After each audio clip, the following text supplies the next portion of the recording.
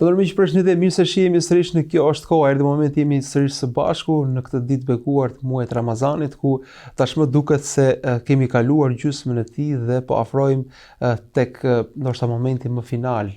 Jemi duke mbritur fundin, ashtu siç Zoti e përmend këtë muaj të begat si ditë të numëruara. Shumica e tyre kanë mbaruar, pak prej tyre kanë ngelur, po ndoshta në to është edhe esenca, është edhe kulminacioni i këtij muaji.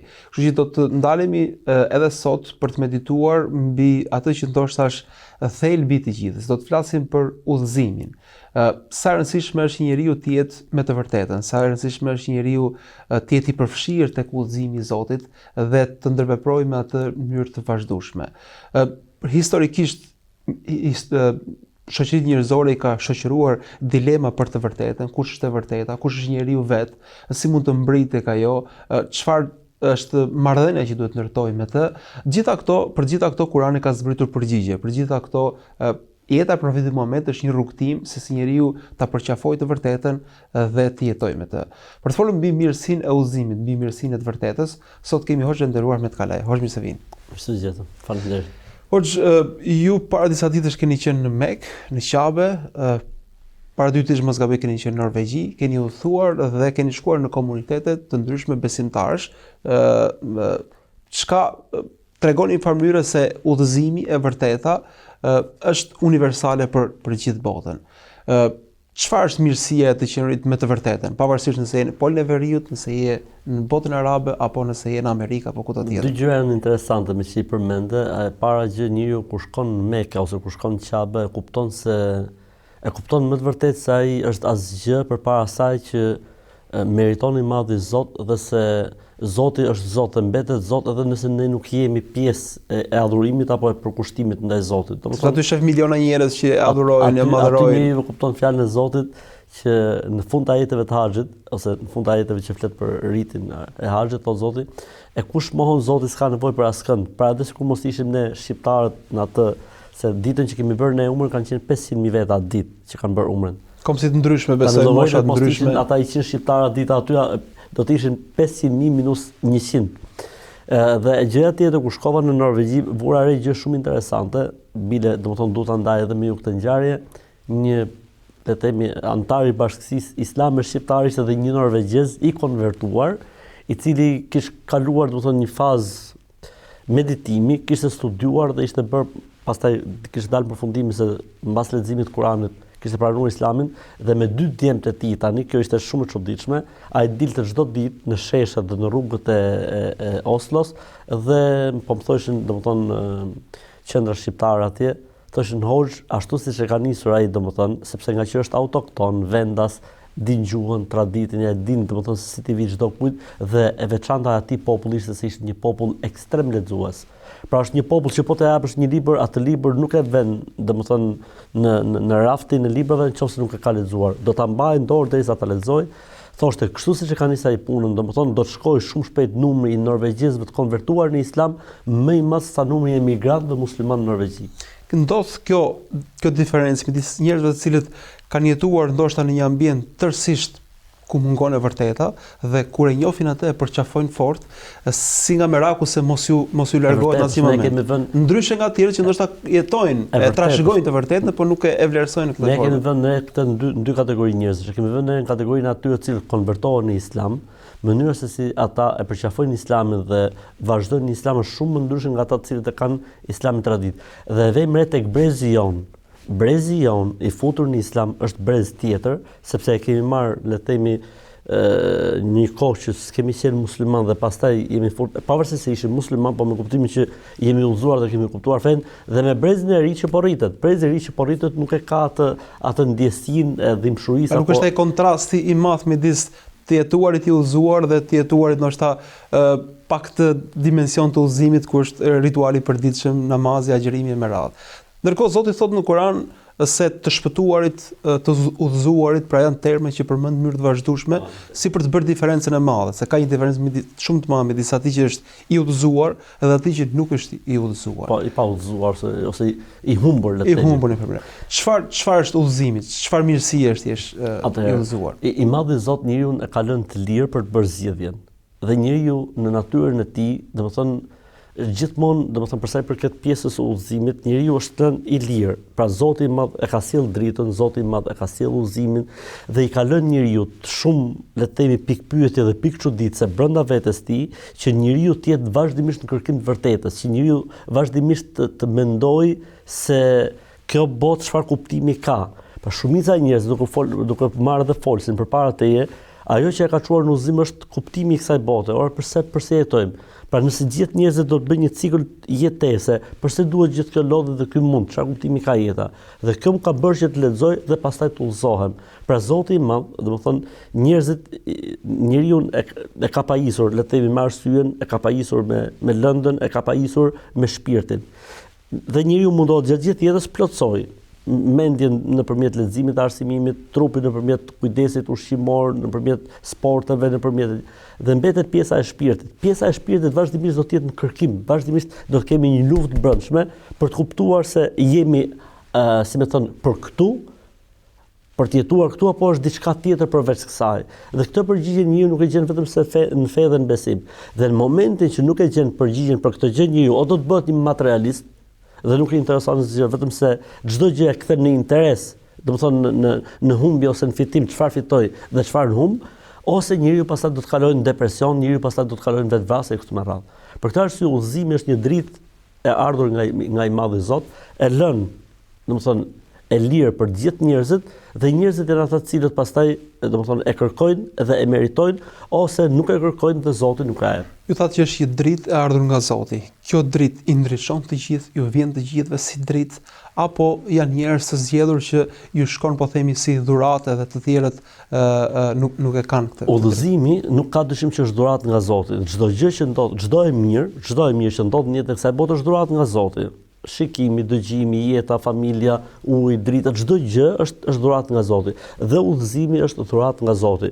Mirë, po në dallim me dhuratat e tjera, se i Madhi Zoti ka lënë njerëzit përballë kësaj të vërtete ose përballë kësaj drite, i ka lënë njerëzit të lirë. Ta refuzojnë ose ta pranojnë. Ta pranojnë. Pra njeriu është i lirë, pra i vjen ai momenti, i vjen impulsi, dhe njeriu ka aftësinë. Pra i vjen mesazhe në jetë. Absolutisht. I vjen situata ku absolutisht në farë Zoti ju shfaqet, nëse mund të themi kështu. Dikujt i flet dikush sheh një video, dikush bëhet sebeb dikush me sjellje të tij të mirë. Dikush ka një situatë të vështirë. Fatkeqësi, dikush falimenton, dikush korr një sukses. Pra situatat janë nga më të ndryshme që Zoti, domethënë i sjell impulset e udhëzimit tek çdo njeri. Dhe njeriu pastaj është ai i cili bën atë qasjen për ta pranuar ose për të mos e pranuar. Dhe pastaj, domethënë, dëshira dhe vullneti për ta pranuar prapë është dhuratë nga i Madhi Zot, dhe refuzimi pastaj është drejtësi nga i Madhi Zot. Pra refuzimi që mund t'i bëjë dikush, Zoti e ka lënë njeriu në zgjedhjen e tij.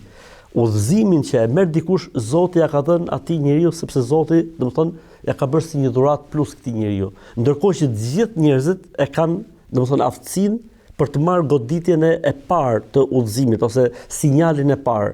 Pastaj njeriu këtu ndahet. Siç e tha Zoti në Kur'an, "Wa hadainahu najdain."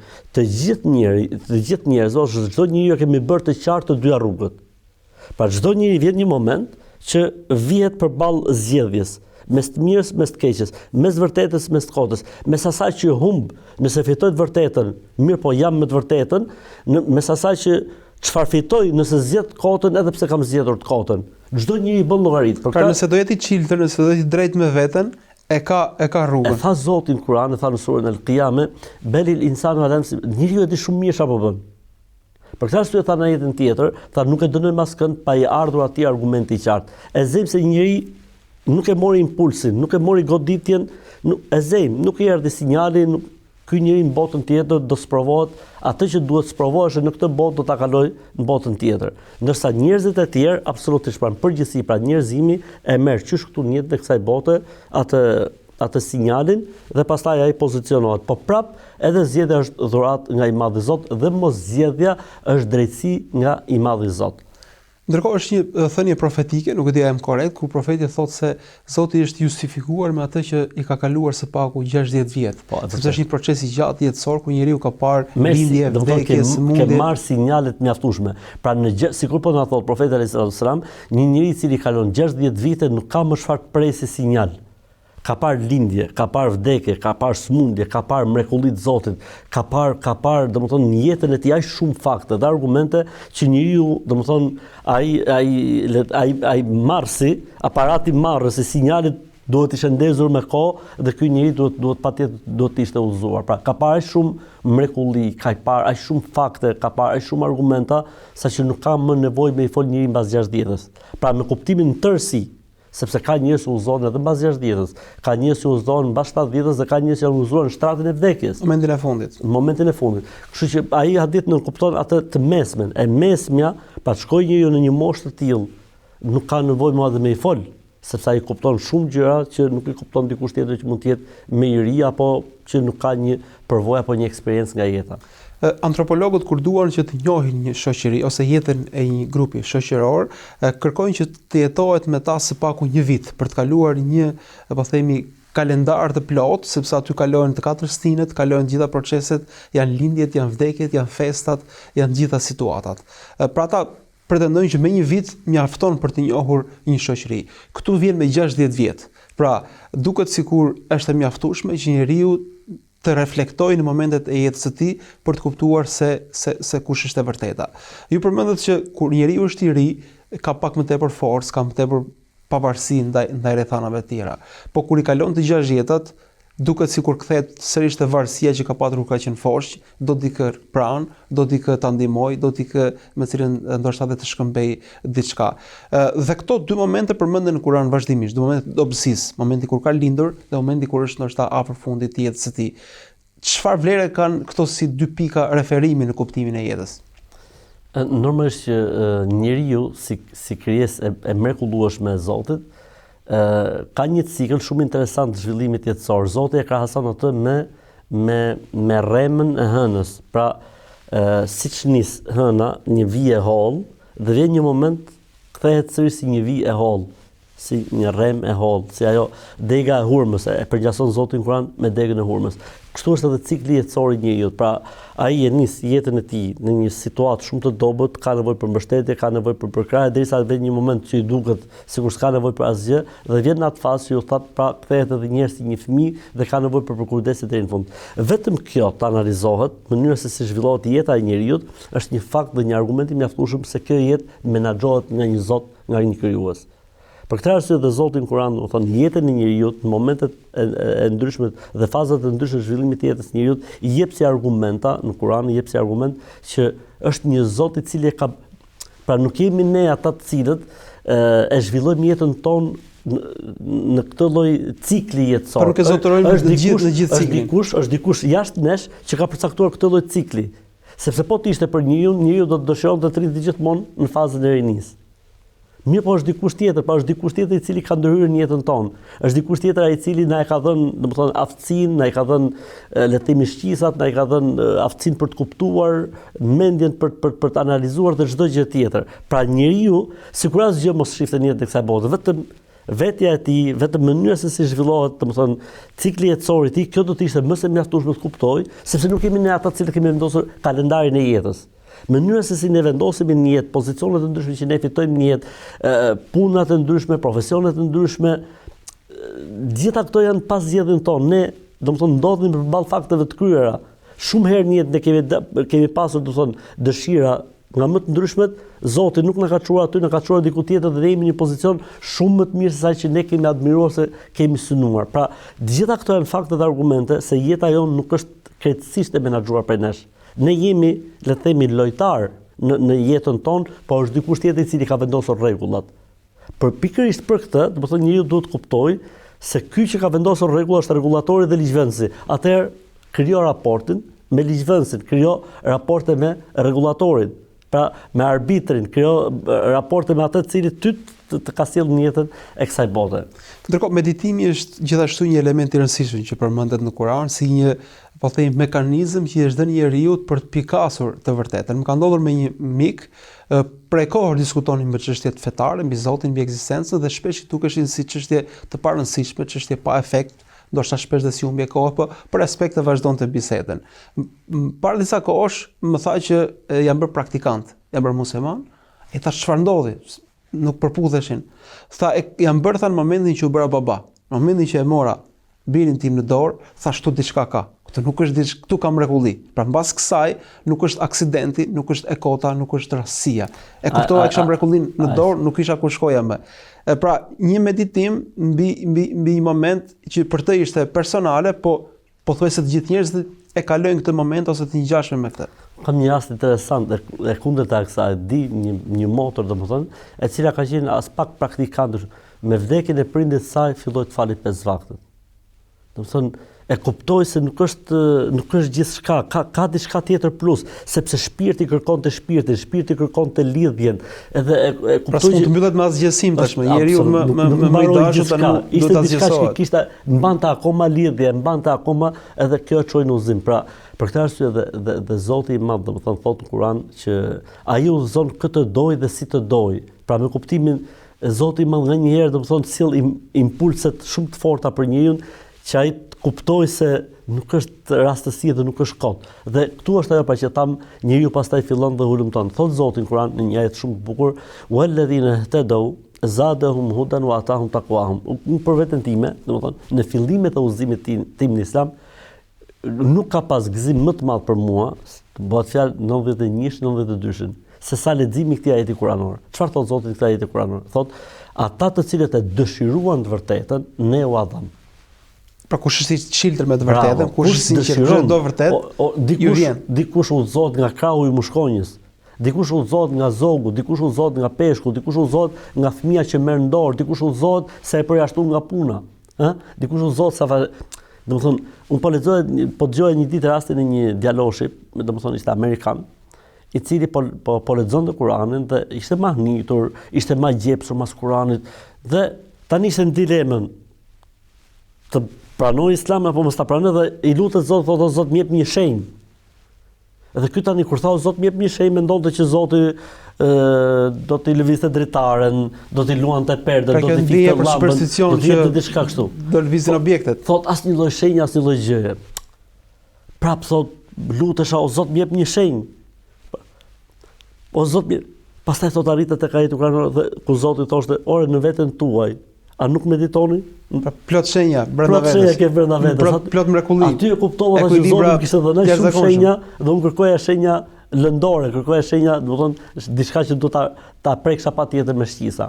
Kështu që i Madhi Zot, domethënë njeriu i jep gjithmonë mundësi dhe sinjale që njeriu të udhëzohet.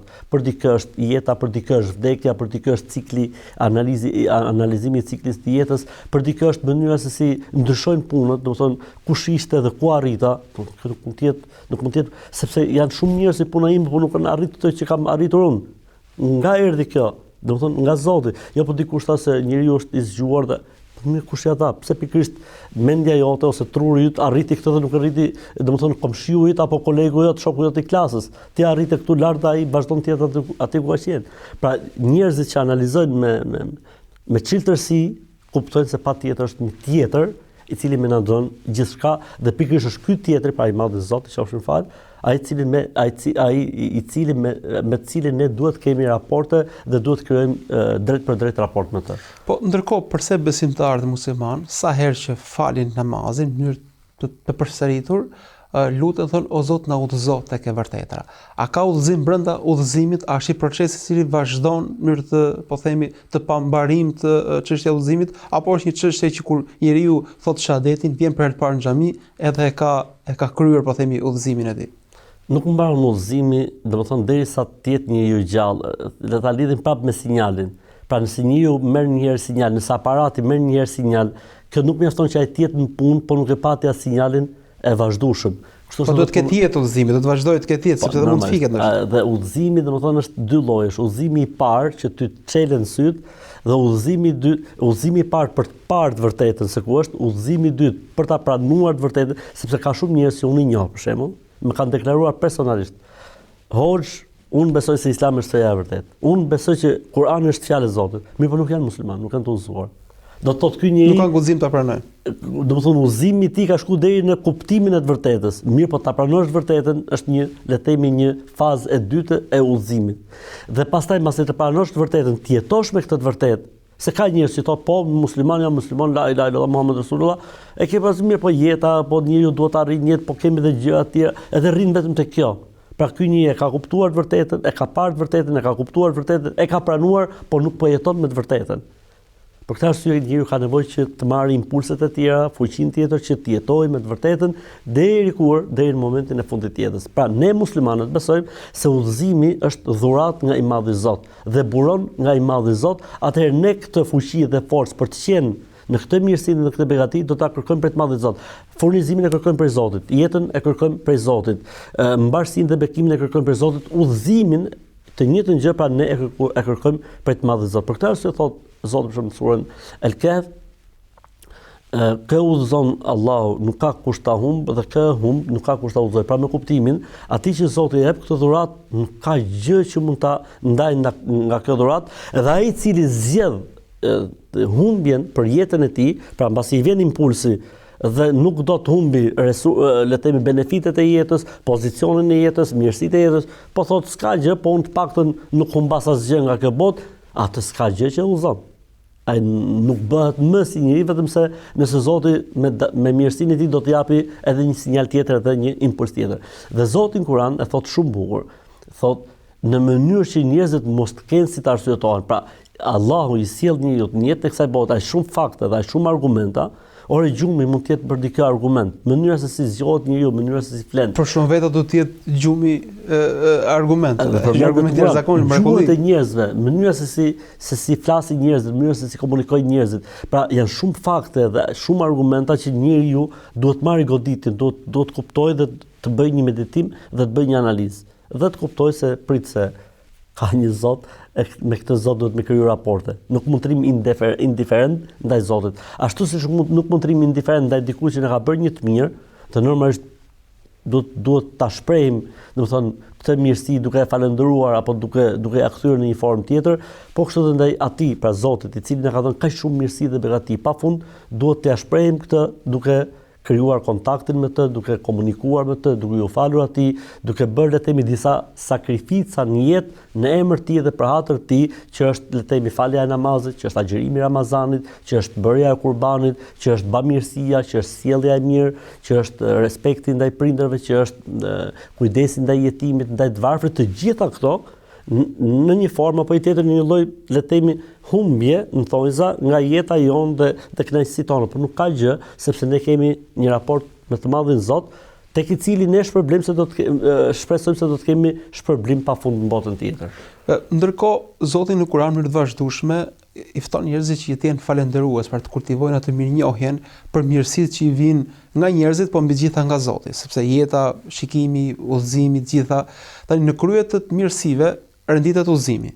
Si duhet shprehur falënderimi dhe mirënjohja në raport me udhëzimin, me këtë dhuratë? Disi është puna e udhëzimit, Eli është si puna e njeriu që udhëzohet një ditë në orën 2 të natës në një dhomë të errët, e cila nuk ka as dyrë as dritare dhe është vetëm errësirë. Ai do të drejtonte vetes tij disa pyetje. Ku jam? Çfarë bëj këtu? Çfarë do të bëhet me mua? Njeriu në jetën e kësaj bote, pa udhëzim, është si njëri në një dhomë të errët, i cili nuk e din se si erdhi aty, çfarë do të bëhet me të dhe cili është roli i tij. Dhe ku do të shkojë? Ku do të shkojë? Si mund të dalë prej kësaj? Dhe jeta e kësaj bote është vdekja. Vdekja është ajo dhoma e errët e njeriu që domethënë gjithmonë kur flitet për të, kur bie fjala për të, domethënë i çon njerëzit në një tmerr shumë të madh. Ndërkohë që në besim ti gjen përgjigjen. Përse je këtu? Për çfarë ke ardhur këtu? Dhe çfarë është mbas kësaj? Ku janë dritarët e kësaj dhome të errët? Ku çelet kjo dhoma e errët? Pra, udhëzimi është një dritë e madhe, është një mirësi e madhe. Për këtë është një rast shumë interesant, profeti bekimet e Zotit qofshin mbi të tha, sikur njeriu të rrinte Zotit me ballin në sejdë nga dita e lindjes deri në vdekje, vetëm për mirësinë e udhëzimit, pa që ti e kupton që ku është dritarja dhe dera për të dalë nga kjo dhoma e errët, dhe çfarë bëhet me asaj dhomë të errët, do të ishte më së mjaftueshme që njeriu në këtë botë as mos hante, as mos pinte, as mos bënte asgjë, po të minte gjatë gjithë kohës me ballin sejdë për Allahun. Dhe tregohet një histori shumë interesante. Tregohet se një njeri e ka adhuruar Zotin në një ishull 500 vite pa pushim. Pra që do thotë s'ka bërë mëkate, s'ka bërë asgjë të keqe, vetëm adhurim Zotit. Dhe ky njeri del përpara Zotit në botën tjetër. Dhe i thotë Zoti, robi im, pra o njeri, unë po të fus në xhenet në paradis me mëshirën time. Me mëshirën time. Dhe ky i thotë Zot, o Zot, të falenderoj që po më fut në paradis dhe po më fut në xhenet. Dhe po thua me mëshirën time, po unë 500 vite s'kam bërë asnjë mëkat. Dhe 500 vite vetëm ty të kam adhuruar. I Pra, e meritojnë në një farë mënyrë. Po, e meritojnë në një farë mënyrë. Kam punuar për këtë moment. Për këtë moment. I tha i madhi Zot, mirë i tha, unë do të vërë një anë peshorës mirësinë e shikimit dhe në anën tjetër peshorës do të vendos 500 vite adhurim. Thotë dhe kur vendosën, mirësia e shikimit, vetëm që ky ka parë botën, se ky udhëzim që ky u fal 500 vjet nga i erdhi. I erdhi nga Zoti, nuk ishte pranë e tij. Dhe Zoti ja vendosi në një anë të peshorës dhe adhurimin e tij për 500 vite ja vendosi në anën tjetër peshorës dhe peshoi më shumë mirësia vetëm e shikimit. Pra njeriu gjithmonë bosh me Zotin. Sado punë të mira të bëj, sado mirësi, sado mirënjohje, sado falënderim që ne, domethënë mirësia më e madhe që unë gjithmonë e krahasoj me njishin dhe me zerrot. Domethënë udhëzimi është një nish dhe çdo gjë tjetër është një zero që i shtohet këtij nishi. Dhe në momentin që ne nuk kemi këtë nishin, ne mund të kemi shumë zero, por këto zero nuk kanë asnjë lloj vlere. Zero sado që të jenë shumë nuk kanë asnjë lloj peshe. Dhe nishi, edhe sikur të jetë vetëm nishi dhe asnjë zero mbas tij, ka një lloj peshe.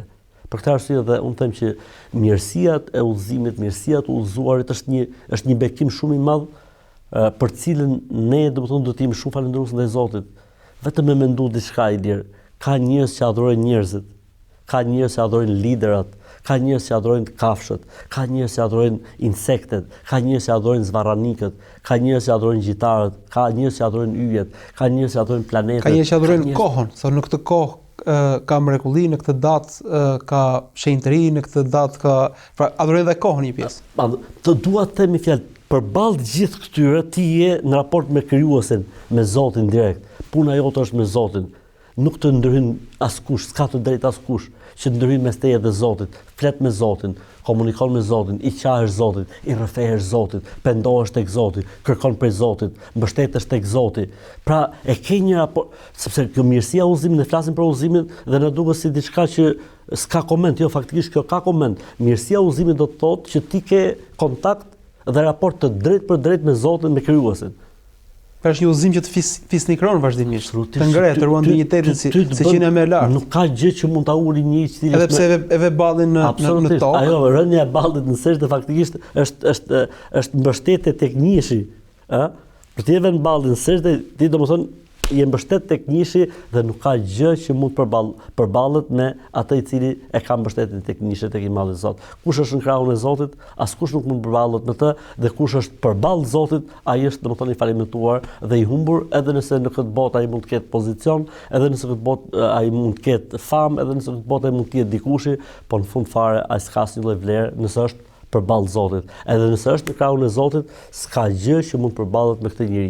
Forca e tij dhe fuqia e tij dhe mbështetja e tij vjen nga jashtë. Gjë që e bën atë domethënë të çuditshëm, e bën atë të mahnitshëm, e bën atë të pagjyzuar.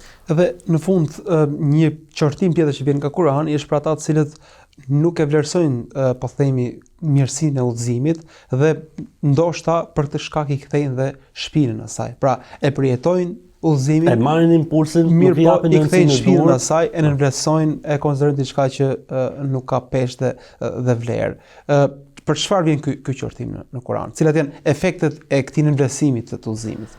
Është njësoj sikur një njeri të di burimin e dritës dhe t'i kthej shpinën për të kërkuar dritë nga krahu i errësirës. Pra Zoti t'jep sinjalin dhe Zoti t'jep të kuptosh që këtu është e vërteta, këtu është e drejta, t'jep sinjalin. Dikur po flisja me dikë dhe po më thotë, domethënë, ju luta Zotit. Ka raste edhe të tilla. Thotë ju kam lutur Zotit, më jepni sinjal o Zoti, si puna ti amerikanë. Po ky ja kërkonte sinjalin, thoshte o Zot, ma jep në gjumë. Me kushte. Po, o Zot, ma jep sinjal në gjumë. Edhe tha, më paraqit ta Kur'anin, më hap Kur'anin. Po thash ti çfarë bëre? Tha, me thënë drejtë, tha, doja edhe diçka tjetër. Po mirë, tha, çfarë bëre? Më ka ndodhur mua me një person. Tha u luta prap, tha Zotit. Dhe prap tha më doli Kur'anin, domethënë në gjumë, në ëndër. Thash po ti? Tha, po, tani do të zbresën e Kur'an kështu si libër nga qielli, po ti ka dhënë sinjale. Mjaftueshëm janë. Pra i madhi Zot të jep sinjale, por nuk është kusht në gjumë, ndonjëherë me debat. Ti për shembull përballesh me njëri i cili të jep argumentin e parë, s'përgjigjet. I jep argumentin e dytë, s'përgjigjet. I jep argumentin e tretë, s'përgjigjet. Ky është, domethënë, ti është dhënë drita. Këti është dhënë drita. Për këtë arsye tha Zoti, domethënë nuk e dënojmë askënd pa ardhur atij argumenti i qartë. Pa argumenti i qartë mund të vinë në format nga më të ndryshme. Këtu pastaj vjen pozicioni i njeriu përballë kësaj ajeti që unë thash ty në fillim. Ata të cilët e dëshiruan vërtetën, i udhëzuam dhe i bëm të devotshëm. Pra një i cili ka qenë kërkim të vërtetës, Zoti nuk e tradhton dëshirën e sinqertë të askujt. Vullnetin dhe dëshirën e sinqertë të askujt, Zoti nuk e hedh në tokë, si më thënë. Ja jep Zoti sinjalin, ja jep Zoti, dhe në momentin që ky njeri domethënë ka kërkuar me dëshirë, me vullnet, ka qenë kërkuesi të vërtetës, Zoti ja jep sinjalin dhe pastaj ky ecën dhe përmirësohet, ndërkohë që një pjesë tjetër e njerëzve ju vjen sinjali, ju vjen le të themi ai informacioni, ju vjen fakti dhe argumenti dhe i kthejnë shpinën. Faktikisht këta njerëz i kthejnë shpinën, nuk është se e dëmtojnë të vërtetën, nuk është se e dëmtojnë Zotin. Faktikisht dëmi i tyre kthehet tek ata. Sepse jeta e tyre do të jetë gjithmonë në një errësirë dhe dall nga errësirat të cilat nuk kanë fund. Domethënë thot Zoti në Kur'an, si puna e tij thot që e nxjerr dorën në një natë të errët në një anije ndet.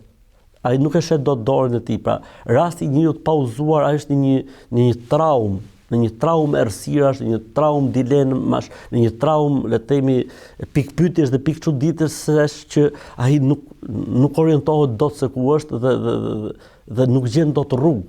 Për këtë arsye dhe këta njerëz vuajnë shumë. Për këtë arsye dhe shumë njerëz domethënë mundohen të provojnë gjithçka në jetë, duke menduar se aty do të gjej kënaqësinë ose aty do të gjej lumturinë, dhe në momentin që e provon e kupton që ishte një mashtrim i radhës, ishte një moment dhe nuk ishte në të vërtetë drita të vërtetës. Dhe Zoti e tha në Kur'an shumë interesant, tha: "Wa man a'rada an dhikri", kush më kthen shpinën, kush ja kthen shpinën udhëzimit.